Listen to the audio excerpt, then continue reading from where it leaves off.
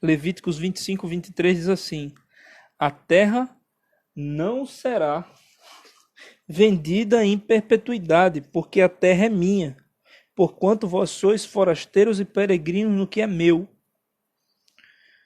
Então Deus ele está falando para o povo de Israel o seguinte: olhe, vocês não podem vender por perpetuidade, porque aquilo que é meu é a terra. Tudo que há nela é meu, então vocês não podem vender ela perpetuamente.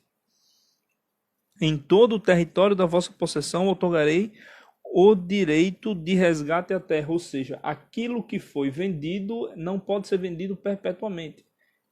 Vai chegar um tempo em que aquela terra vai vir de volta para você. Haverá um tempo em que aquela terra virá para você, certo? Se o teu irmão empobrecer e vender algo da sua propriedade, virá o seu parente mais próximo e o redimirá, resgatando o que foi vendido por seu irmão. Ou seja, eu tenho um irmão e meu irmão ficou pobre e vendeu a propriedade que ele tinha, que era da família. E acontece que eu posso redimir ele, porque eu sou um parente próximo dele.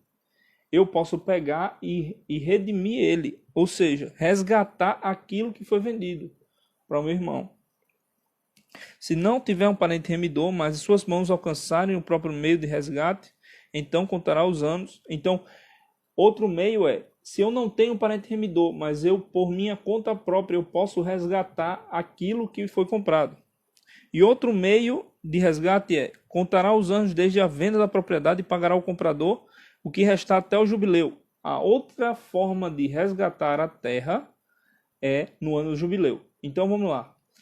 Muito importante isso. A terra não pode ser vendida em perpetuidade porque pertence ao Senhor. Certo? Primeiro meio de resgate da terra com um parente próximo. Esse parente próximo, ele pode comprar a terra porque o irmão empobreceu. Outra maneira de resgatar a terra é a própria pessoa ir lá e pagar.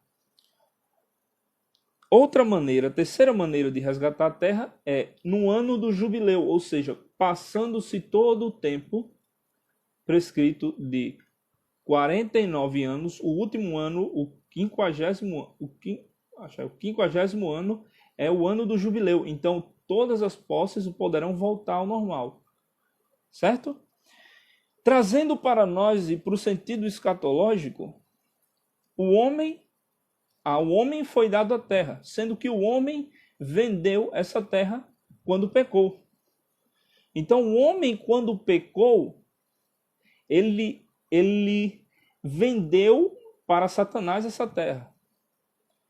Então, nós vemos a consequência da venda. A consequência da venda é simples. É que o homem se tornou corrupto e morreu. Imortal. E a natureza se tornou corrupta. E todas as nações se corromperam por causa do pecado e por causa que o homem vendeu essa terra para Satanás. Então, o que aconteceu quando o homem vendeu? O homem vendeu essa terra e entregou para Satanás o poder de construir e destruir nela. É por isso que quando Jesus sobe com Satanás, ele diz, aqui estão os meus reinos, porque ele tem essa autoridade, ele tem esse poder de dizer, são meus, porque foi me dado esse poder sobre eles. São meus porque foi me dado esse poder sobre eles. Então, como é que se resgata? Como é que se resgata a terra? Primeira, com um parente próximo. Segunda, por meu próprio meio, por eu poder ter condições, eu banco e compro a terra. Terceiro, como o ano do jubileu. Então existem esses três métodos. Então, trazendo para nós, o homem vendeu a terra. Vendeu a terra para quem? Para Satanás.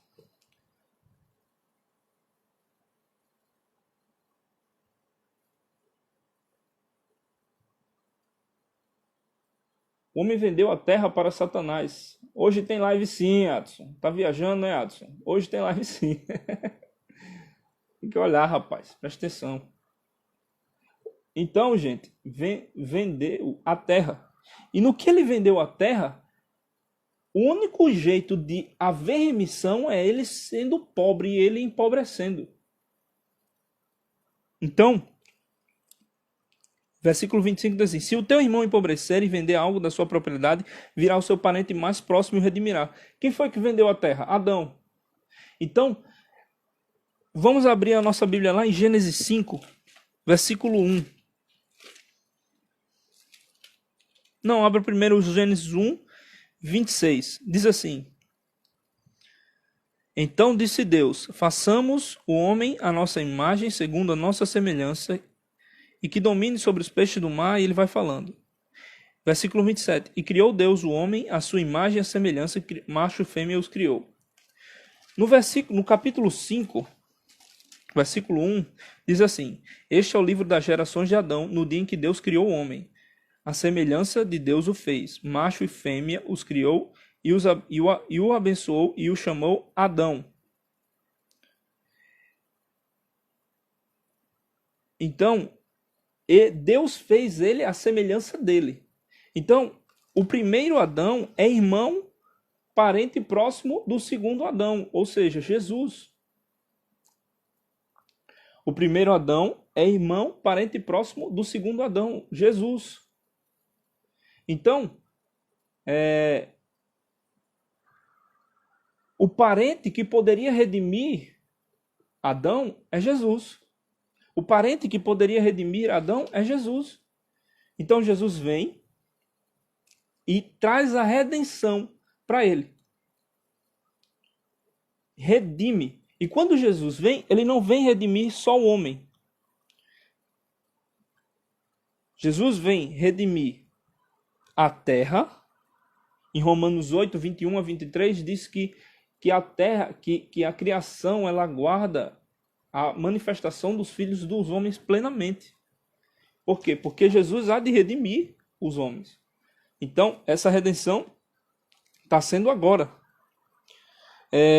Ele veio redimir o homem, em 1 Pedro 1,18, pelo preço do seu sangue, e todas as demais coisas sobre o poder, que estão sobre o poder de Satanás, em Apocalipse 10, do 10 a 11. Então, vamos lá, gente. Isso não é difícil de se entender. Adão vendeu a terra, se tornou pobre. Então, agora, Jesus, ele redime Adão e toma de volta o poder da terra. Então, o anúncio do evangelho é: o reino de Deus está ao alcance das vossas mãos. Está ao seu alcance. Não fisicamente agora, mas espiritualmente. Nós podemos tomar posse, porque nós estamos assentados com Cristo nas regiões celestes. Então, ele redimiu esse poder para nós. Estevão, mas espera aí. Me diz uma coisa.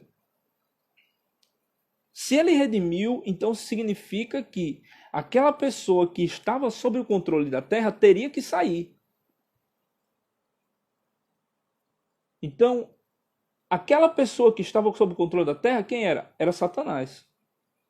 Mas ela saiu? Não saiu. Então, significa que existe um problema aí.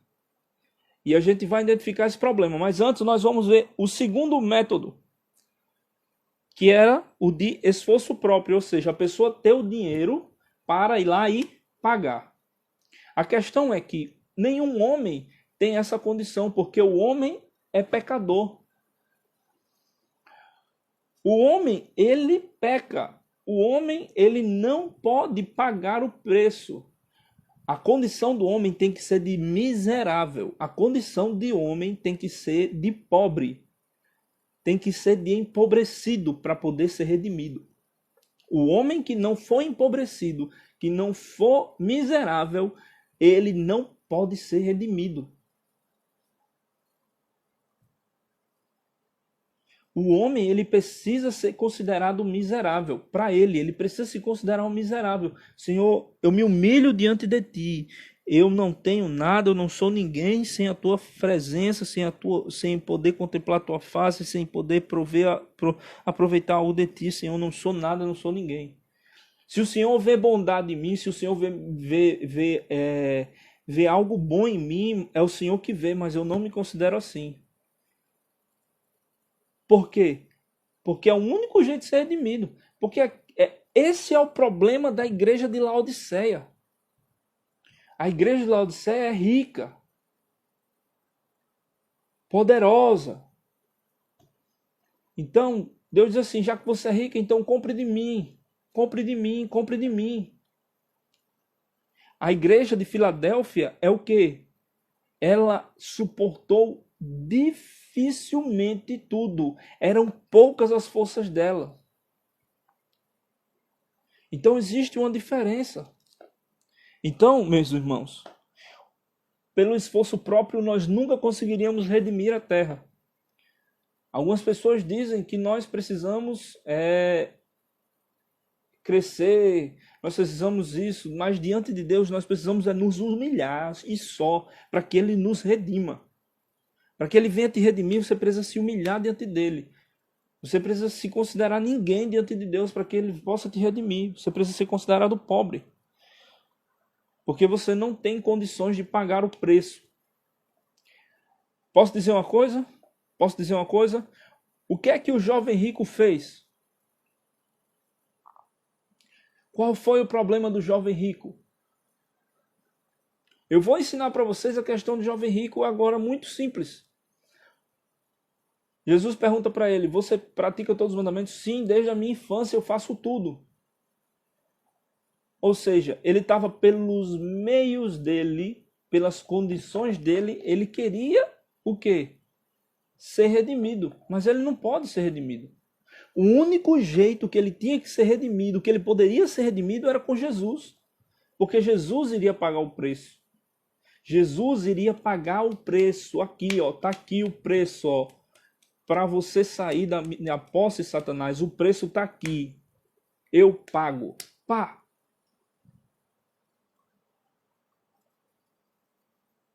Então, o jovem rico, Jesus disse para ele assim, saia. Saia e venda tudo e dê aos pobres e me siga. Por quê? Porque se você quiser essa salvação, o único meio é por mim. Não é pelo que você tem. Esqueça, você não pode cumprir isso, você não pode fazer nada.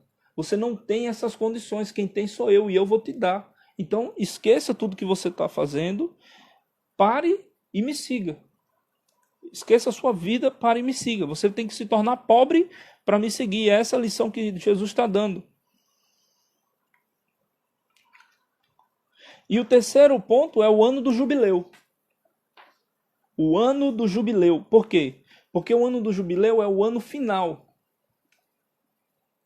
É o ano final em que todas as posses voltavam para os seus respectivos donos. Então é o dia da liberdade. É o dia da liberdade em Cristo. O parente remidor representa Cristo. O parente remidor representa Cristo, que é o primeiro meio. O segundo meio é o esforço próprio. O esforço próprio é pelas minhas obras humanas. É por isso que nós não podemos ser salvos pelas obras humanas. Porque senão nós estaríamos sendo salvos pelos nossos próprios meios, sem Jesus. Então nós precisamos ser salvos por Cristo, é o único que pode nos redimir. Entenderam? E o ano do jubileu é o dia da liberdade pela vinda do reino.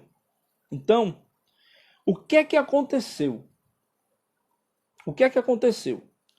Antes de falar sobre esse ponto do ano do jubileu, na verdade eu vou dar a introdução desse ponto. O ano do jubileu é o 50º ano. Se passam 7 semanas de anos, 49 anos, e no último ano se chama ano de jubileu. Então, as pessoas que compraram ou venderam, elas precisam devolver aos seus respectivos donos. Então você vê, em Jerusalém, na igreja de Jerusalém, eles doavam muitas posses e vendiam as posses deles e davam de oferta. Por quê? Porque no ano do jubileu, eles iriam receber de volta. Entenderam? Entenderam? Então, o ano do jubileu cumpriu-se o ano, eu recebo aquilo que é meu. Então, mas se eu quiser resgatar antes, então eu preciso contar quanto tempo falta. Para o ano do jubileu faltam 6 anos, então eu faço a conta e pago por esses 6 anos que ainda restam e tenho antes. Mas se eu não quiser pagar nada, eu espero esse tempo e tenho de volta a minha herdade, minha possessão. Entenderam? Amém? Amém? Glória a Deus. Glória a Deus. Então, vamos lá. Eu queria que vocês abrissem a Bíblia de vocês no livro de Jeremias, capítulo 32. Nós vamos entender como que é feito esse contrato de compra da terra. Por quê? Porque foi feito um contrato legal, e esse contrato legal, ficava aberto em posse daquele que comprou a terra, e o outro ficava na mão do juiz.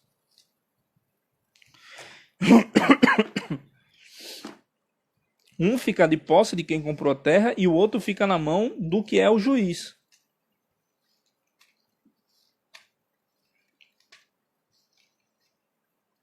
Jeremias capítulo 32, verso 1 diz: Palavra que veio a Jeremias da parte do Senhor no 10º ano de Zedequias, rei de Judá, e no 18º de Nabucodonosor. Naquela ocasião, o exército do rei da Babilônia sitiava Jerusalém e Jeremias, o profeta, estava encerrado no pátio da guarda do palácio de Judá. Versículo 6. Então respondeu Jeremias: Veio a palavra do Senhor a mim dizendo: Eis que Ananel, filho de Salum, teu tio, virá a ti, dizendo: Compra para ti minha herdade que está em Anatote, pois é o direito de resgate para redimi-lo. Assim veio Ananel, filho do meu tio, conforme a palavra do Senhor, ao pátio da guarda e me disse: Rogo-te que me compres a minha herdade que está em Anatote, que está na terra de Benjamim, pois teu é o direito de herança e o de remissão. Compra-o para ti. Então compreendi que isto era a palavra do Senhor. Então comprei a herdade de Ananel, filho do meu tio, que estava em Anatote, e pesei-lhe o dinheiro, 17 ciclos de prata. Assinei a escritura e a selei. Preste atenção. E ela foi confirmada por testemunhas. Pesei-lhe o dinheiro na balança. A primeira é selada. Tomei a escritura da compra, tanto a que estava selada e a que tinha as condições dos termos legais, como a que estava aberta. Então, quando ele selava, eram duas. A primeira era selada e entregada na mão do juiz, para que fosse guardada. E a segunda ficava em posse do comprador, que continha os termos legais para que fosse firmada esse acordo. Então, a escritura da compra de Abaruque, filho de Nerias, e filho de Maazeias, na presença de Ananel, filho do meu tio, e na presença de testemunhas que assinaram a escritura da compra, perante os olhos de todos os judeus que estavam assentados no pátio da guarda. Ou seja, existiam duas escrituras. E nessas escrituras, uma era selada e a outra era aberta. Existiam os termos legais das escrituras. Se nós formos fazer um panorama geral, nós podemos compreender alguns termos dessas escrituras, trazendo para nós, no caso da remissão e compra e venda da terra. Primeira coisa que nós vemos é que o comprador era Satanás. Quem comprou a terra foi Satanás, porque Adão vendeu pelo pecado. Então, Satanás, após comprar, ele pôde matar, que é justamente aquilo que o homem morreria e Satanás se alimentaria do pó, da terra. Então, Segundo ponto, Satanás não poderia matar um sangue que fosse inocente, senão ele se tornaria um assassino culpado. O vendedor é Adão, o comprador é Satanás.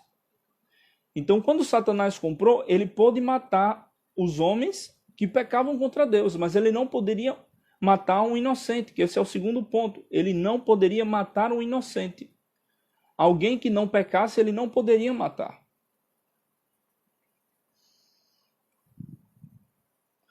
Terceiro ponto é que, após a remissão e a compra, o posseiro deveria sair.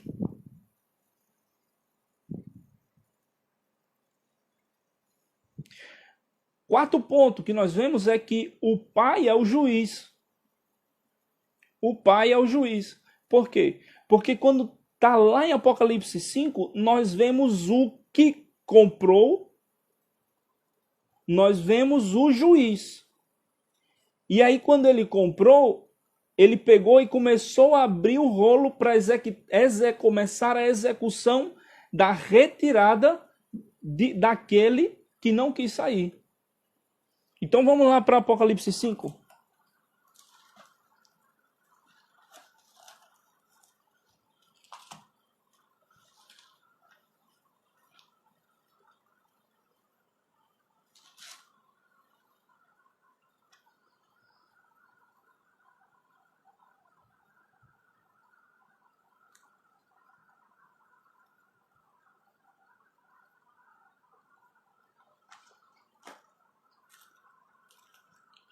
Vi na mão direita daquele que estava sentado sobre o trono um livro enrolado, ou seja, quem detinha o livro era o pai, o juiz. Selado com 7 selos, ou seja, o aberto estava com o inimigo, Satanás. O que comprou foi até o juiz. Para quê? Para pegar o selado, porque o selado é dele. Porque ele comprou, ele foi pegar na mão do juiz, porque ele redimiu, ele comprou. Então ele vai quebrar o contrato de compra de Satanás. E ele diz assim: vi na mão direita daquele que está sentado sobre o trono um livro enrolado, selado com 7 selos, escrito por dentro e por fora. Então não é o livro da vida. Não é o livro da vida, não. Algumas pessoas, não, tá lá seu nome escrito, e quando ele abrir os selos, vai lá, ter o seu nome. Olha só, Virgínia. Olha só, Rafael. Olha, Adson. Oh, não. Esse é o livro, é um documento. Esse documento é o quê? É a escritura da terra, de compra da terra. E diz assim: selado com 7 selos, escrito por dentro e por fora. Versículo 2. Vi também um anjo forte clamando com a grande voz: quem é digno de abrir o livro e romper os seus selos? E ninguém no céu e na terra, nem debaixo da terra, podia abrir o livro nem olhar para ele.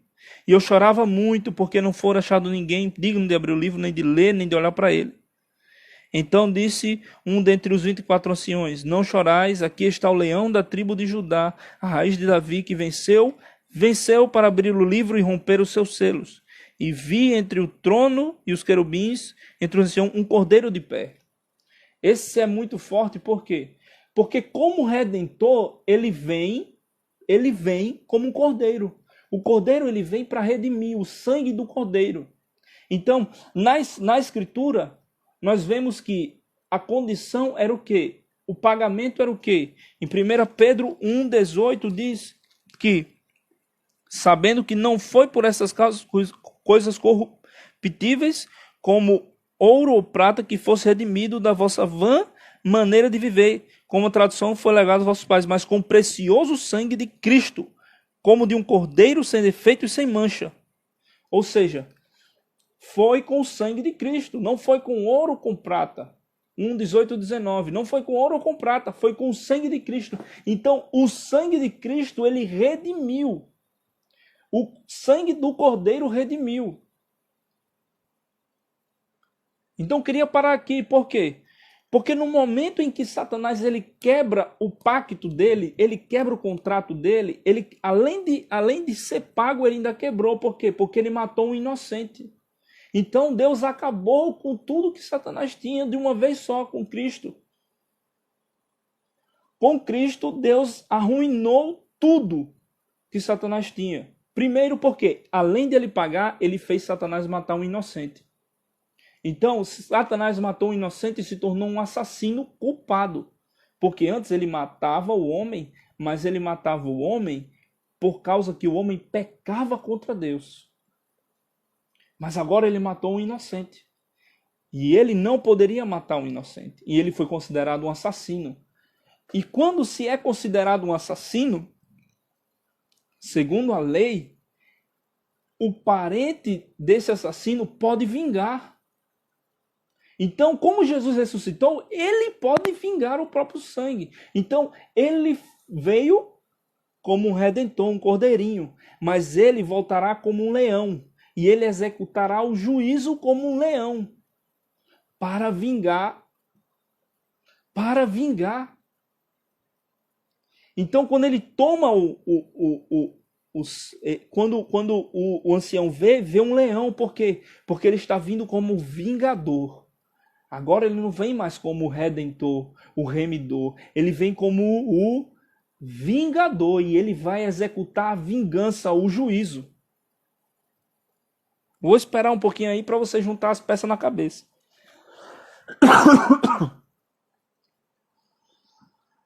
Você nunca mais vai ler Apocalipse 5 de outra maneira. Nunca mais você vai ver o livro de Apocalipse de outra maneira. A sua cabeça agora vai entender o livro de Apocalipse. A sua cabeça vai entender o livro de Apocalipse. Pode ter certeza que você não vai esquentar mais o juízo lendo esse livro sem conseguir entender ele.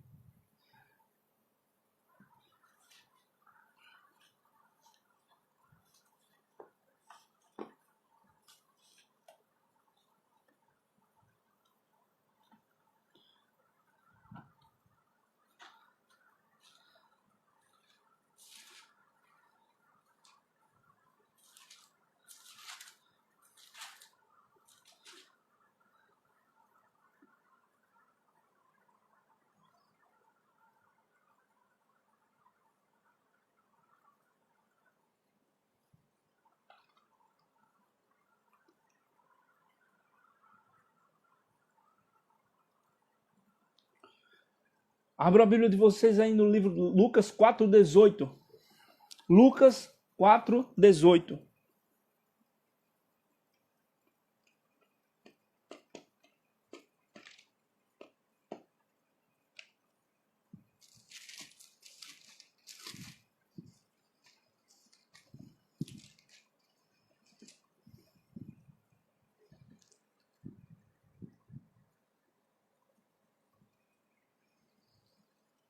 Lucas 4:18 diz assim: O Espírito do Senhor é sobre mim, pois que me ungiu para anunciar as boas novas aos pobres, enviou-me para proclamar a remissão aos cativos e restaurar a vista aos cegos, para pôr em liberdade por remissão os oprimidos, e para proclamar o ano aceitável do Senhor. Versículo 20. E enrolando os livros, entregou ao ministro e assentou-se, e os olhos da sinagoga fixaram-se nele. Então começou a dizer-lhes: Hoje se cumpriu a escritura em vossos ouvidos. Isaías 62. Isso mesmo. 61. Isso mesmo, vô. Sendo que está faltando um trechinho aí. Por quê? Está faltando uma pequena parte aí. Qual parte é essa que está faltando?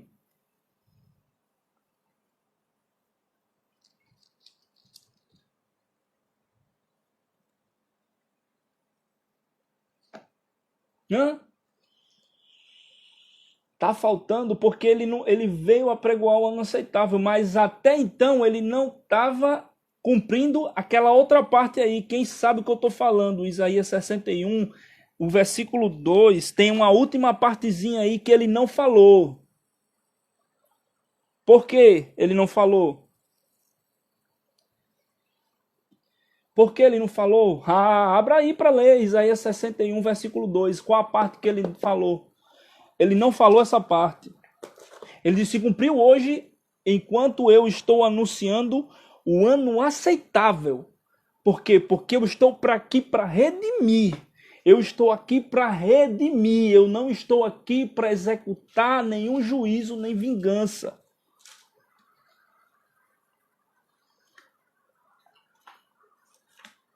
Quero ver como é que vocês vão dormir depois dessa. Oh, glória a Deus.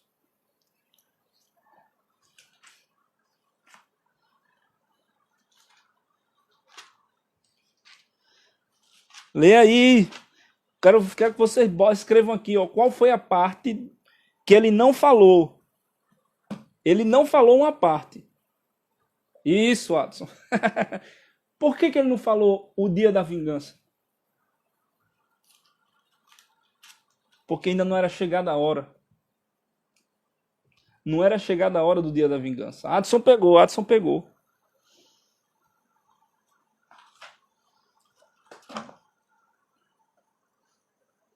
Então, no ano do jubileu ele virá como vingador. Por quê? Porque nesse tempo aqui agora, nesse tempo nós estamos provando do ano aceitável do Senhor. Nós estamos experimentando o ano da benevolência do nosso Deus.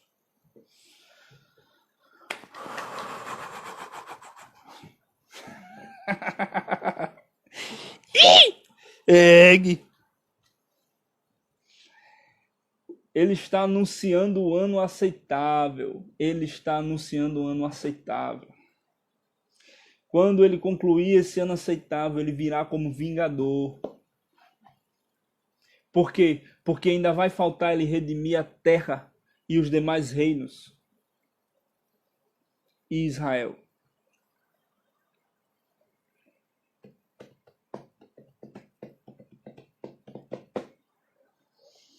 Oh, glória! Aleluia! Deus é bom demais.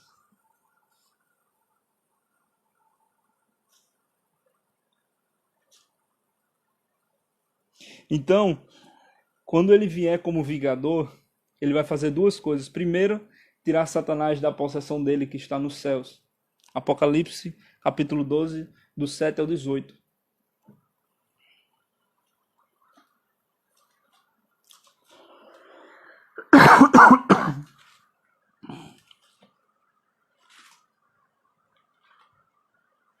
Isso aqui não já aconteceu não, isso aqui vai acontecer. Apocalipse 12 não já aconteceu não.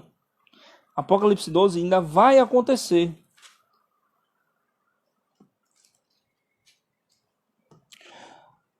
Diz assim: então houve grande batalha nos céus, Miguel e seus anjos batalhavam com o dragão, e batalhavam o dragão e os seus anjos, mas não prevaleceram, nem mais no seu lugar foi-se achado nos céus. E foi lançado fora aquele grande dragão, a antiga serpente, o diabo, chamado Satanás, que engana todo mundo, foi lançado na terra, e os seus anjos foram derrubados com eles.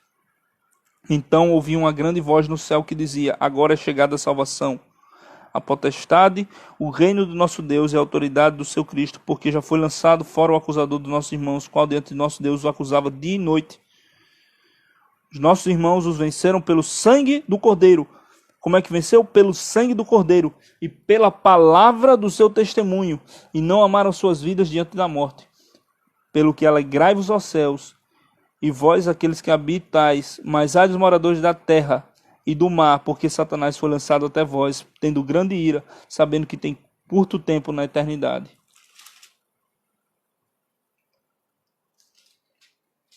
Então, Satanás, ele tem a potestade dele nos céus, nas regiões celestes. Nós não estamos assentados com Cristo nas regiões celestes? Sim. É por isso que o reino de Deus é tomado por força, porque aquela região é uma região sombria, tomada pelo inimigo. Então, se você quer tomar posse de um lugar, você tem que tomar posse lá, retirando o inimigo. Uma das maiores bases para a batalha espiritual está no livro de Daniel, capítulo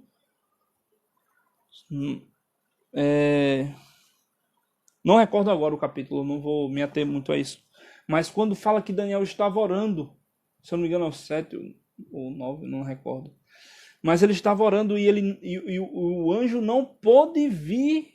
Por quê? Porque o principado da Pérsia o resistia, não deixava ele passar. Mas Daniel permaneceu em oração e prevaleceu. A oração foi ouvida e chegou até ele a resposta. Então, as suas bênçãos elas não estão, elas precisam ser retiradas das regiões celestiais. A sua bênção ela precisa ser retirada das regiões celestiais. Então, não é fácil. Por quê? Porque Satanás e os seus anjos moram lá. Eles estão lá. Eles vão sair de lá durante a grande tribulação. Na metade da grande tribulação, eles vão sair de lá. Então, enquanto eles estão lá, a sua batalha tem que ser dos joelhos.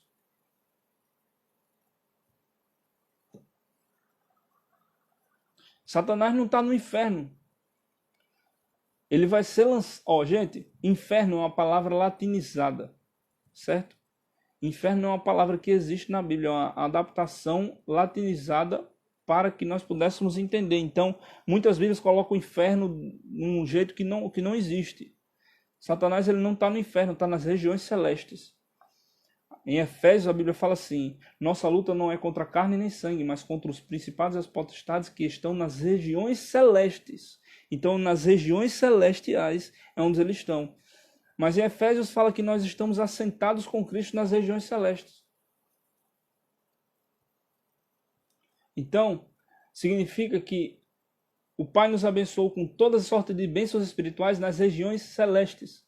Então, a região celeste é um lugar que precisa ser tomado, e precisa ser tomado por força, porque é um ambiente espiritual de muita guerra. Amém? Então, voltando para parente remidor. Cristo redimiu o povo. Então, como é que eu faço para ser redimido? Porque ele veio nos redimir. Como é que eu faço para ser redimido? O que eu preciso fazer para ser redimido é me humilhar. É me considerar como ninguém. É me considerar empobrecido. Para quê? Para que o sangue dele possa pagar o preço pela minha vida. Agora eu vou dar um texto para vocês que eu acho que vai ficar na cabeça de vocês até semana que vem.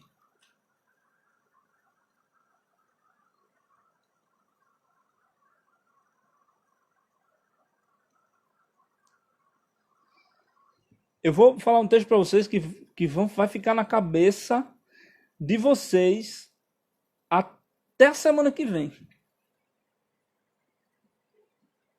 Abra a Bíblia de vocês em Colossenses, capítulo 2, verso 13.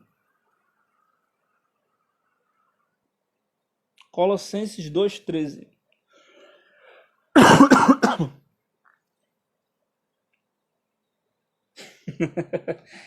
Oh, aleluia, me dá uma coceira, oh, glória a Deus. Oh, glória a Deus. Glória ao teu nome, Senhor.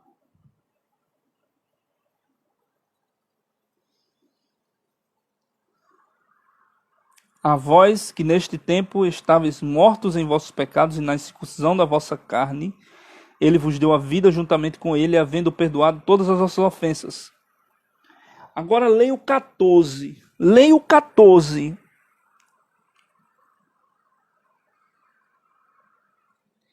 Meu amigo, chega a me arrepiar, dá uma vontade de chorar tão grande. Oh, lamassuria, lamasseira, lamassura. E lamas. Leia aí. Havendo anulado o escrito legal com os seus decretos que era contra nós, aboliu-o inteiramente, tomando daquele meio, trouxe para fora, cravando na cruz.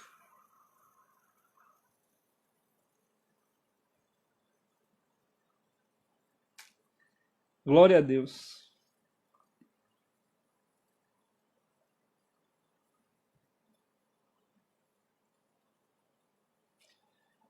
Deus é bom, meus irmãos.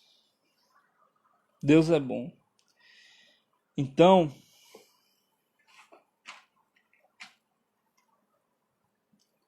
guardem isso no coração de vocês.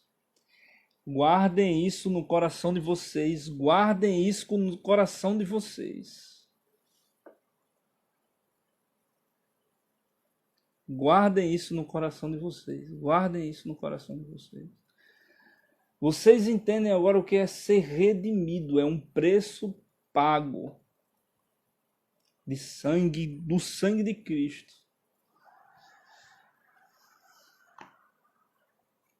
Amém? Amém? Glória a Deus. Aleluia, Senhor. Ó Deus, muito obrigado, Senhor. Muito, muito, muito, muito, muito obrigado, Senhor. Aleluia. Aleluia. Glória a Deus. Então, meus amados, essa era a classe de hoje que eu tinha para dar para vocês, mas eu queria deixar mais um pontinho e uma reflexão. Mais uma reflexão para vocês que está lá no livro de Ruth. Eu não sei se eu vou falar isso. Eu acho que eu não vou falar isso não. Eu não vou falar isso não.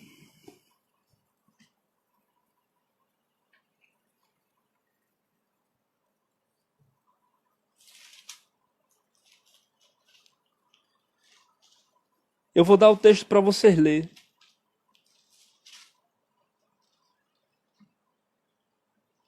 Não, vamos ler junto aqui. Vamos ler junto. Ai, ai, aleluia.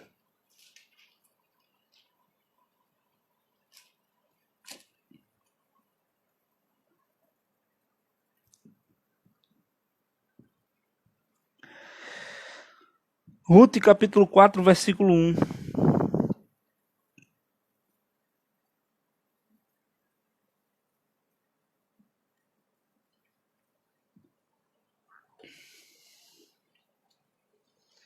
Isso aqui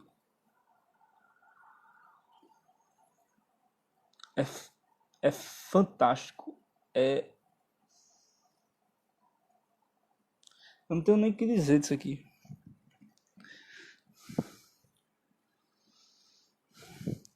E subiu Boaz à porta da cidade e assentou-se ali. Eis que o resgatador do qual Boaz tinha falado ia passando. Então lhe disse: Fulano, vem aqui, assenta-te aqui.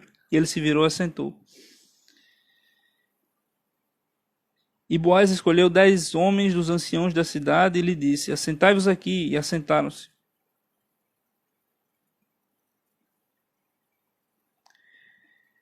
E então disse ao resgatador: Aquela parte do campo que pertenceu a Elimeleque, nosso irmão, Noemi, aquela que regressou da terra dos Moabitas, quer resgatá-la. Deixa eu atualizar vocês. Elimeleque era casado com Noemi, eles saíram da terra, mas a terra continuava sendo deles. E aí aconteceu que morreu o esposo e os filhos, e só sobrou Noemi e Ruth, e elas voltaram. E aí Boaz para a porta da cidade, para quê? Para resgatar a terra. Para resgatar a terra. Aquela parte do canto que pertenceu a Elimeleque, nosso irmão, Noemi, aquela que regressou à terra dos Moabitas, quer resgatá-la. Eu resolvi, pois, te informar a respeito disso e te dizer: compra, pois, na presença desses que estão assentados comigo e diante do meu povo. Portanto, se tu a queres resgatá-la, resgata. E se não, declara-me e eu saberei, pois não há outro senão tu que a resgate, e eu depois de ti. Então ele respondeu: eu a resgatarei. Só que tinha um porém. Isso, Elimeleque vendeu porque empobreceu. Não pertencia mais a ele, mas no ano do jubileu ele poderia ter de volta. Mas aí tem um problema. Aí tem um problema não. Aí tem a coisa. Disse-lhe, porém, Boaz: no dia em que resgatares a terra da mão de Noemi, também tomarás por mulher a Rute, a Moabita, que também é viúva, para perpetuar o nome do falecido sobre a sua propriedade. Então o resgatador da herança respondeu: eu não a poderei resgatar, não seja acaso de prejudicar a minha herança. Resgata tu, porque tu podes exercer o meu direito, pois não a poderei resgatar. Esta era, na antiguidade, o costume em Israel quando se ratificava um resgate ou uma transferência. Aquele que queria confirmar qualquer negócio tirava o seu calçado e dava ao seu próximo, e assim se firmava um pacto em Israel. Então o parente resgatador disse a Boaz: resgatai-a para ti. E tirou o seu sapato. Então Boaz disse aos anciãos e a todo o povo: vós sois testemunha hoje de que resgatei por Noemi tudo que pertencia a Elimeleque e tudo que pertencia a Malom e Quilion. Portanto, também tomo por mulher Rute, a Moabita, viúva de Malom, para suscitar o nome do falecido sobre a sua herança e para que esse nome não seja exterminado no meio dos seus parentes no portão da cidade. Hoje vós sois testemunha disso. Para a gente entender essa tipologia, primeira coisa que nós precisamos entender, fica quieto aí, amor. Primeira coisa que nós precisamos entender, Boaz é o filho.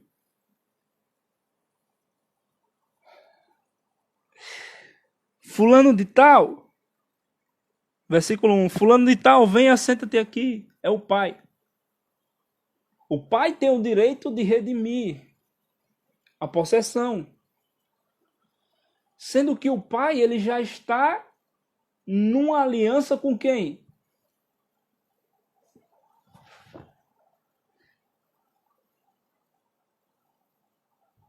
Com Israel.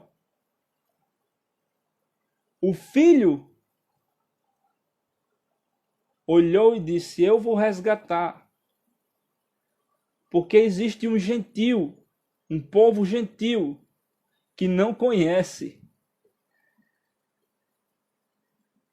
Quem é o gentil? A Moabita, Rute. Se eu for resgatar essa terra, eu vou ter o povo gentil para mim. Meu Deus!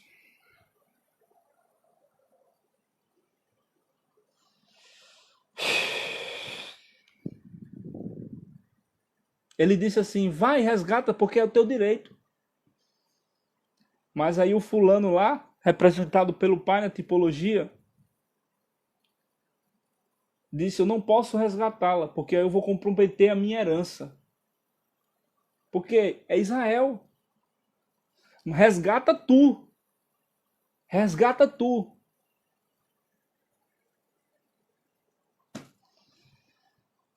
Resgate a terra, meu filho. Resgate os povos e você vai ganhar a sua amada. É isso aí, meu amor, isso que você escreveu. Israel é a esposa do pai, a igreja é a esposa do filho. Então, nesse tempo, o Cordeiro ele te redimiu, redimiu a terra, redimiu tudo, e ele tem você como esposa dele. Rute, Moabita, gentil, representando que o povo de Deus, gentil, em sua maioria. É isso aí, gente. É isso aí. Eu quero ver como é que vocês vão dormir. Quero ver como é que vocês vão dormir depois dessa.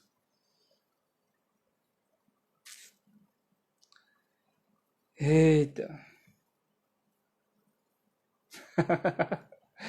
Glória a Deus. Gente, eu vou encerrar a live. Eu não sei se vocês vão ter perguntas, mas para mim já deu. Eu não tenho mais o que falar, não. Eu não tenho mais um ai para falar. Só quero orar. Só quero fazer uma oração. Senhor Deus, Pai amado, muito obrigado por essa palavra que o Senhor nos deu, Pai.